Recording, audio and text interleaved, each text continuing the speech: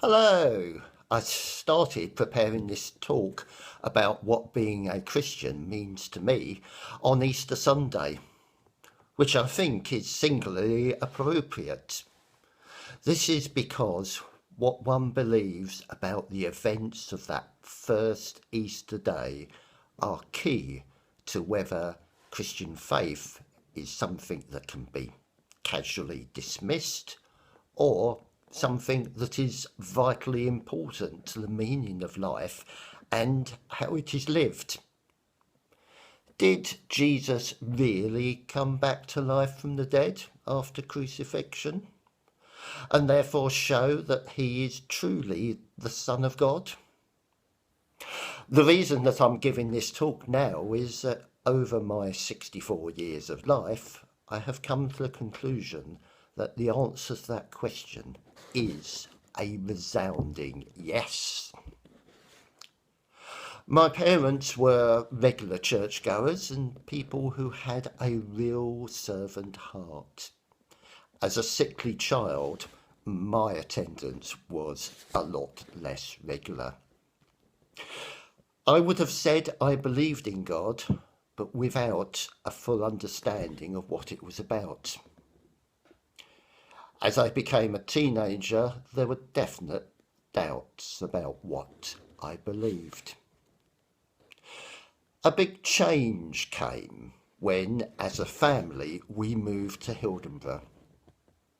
There was something different. For a start, there was a lot more people, which made a difference from the sparsely populated Victorian barn in South London, which was the church we had attended. Having moved in December, the first service we went to was a packed carols by candlelight. Also, I met people for whom Christian faith was something tangible. It shone out of them.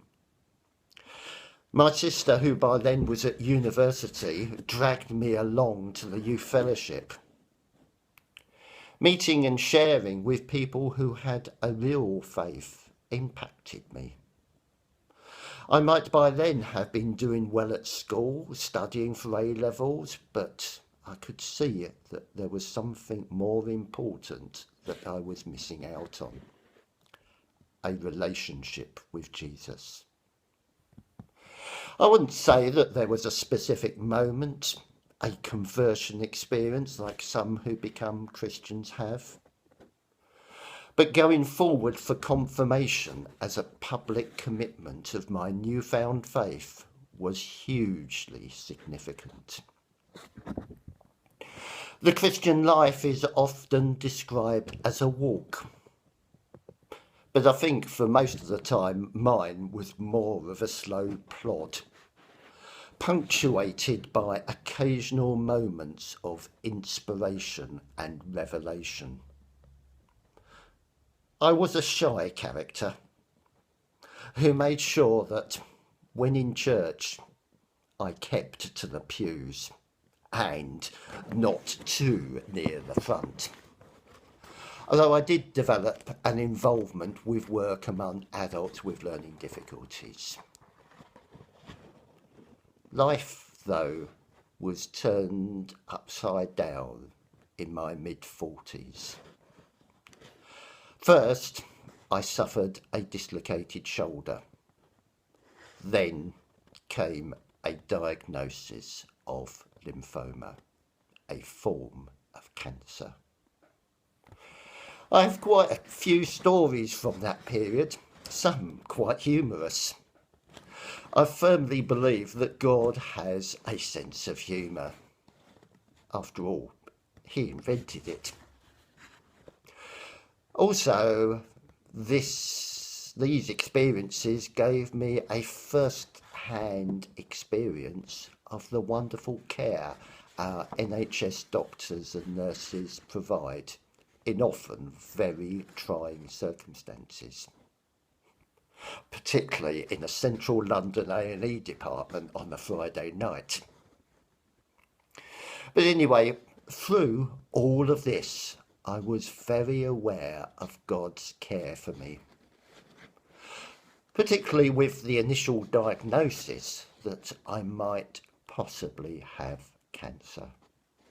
There was some strange coincidences.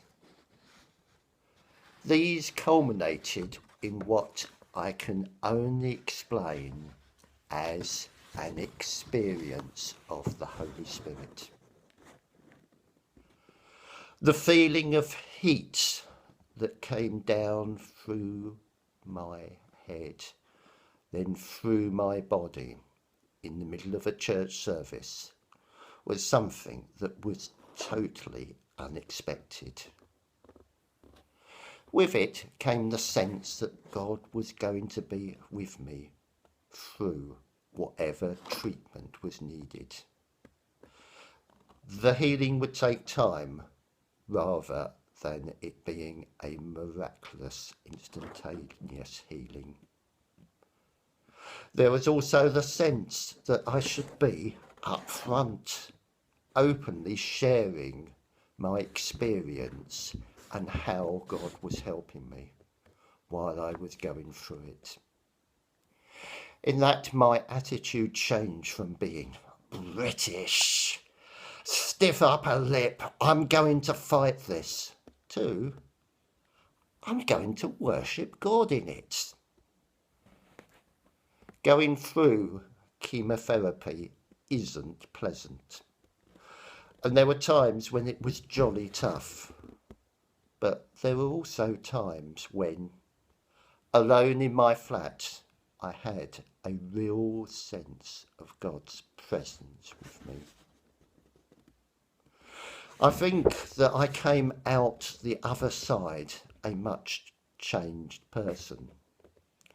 I have done things and taken on roles in church which I wouldn't have considered possible beforehand, such as making this video.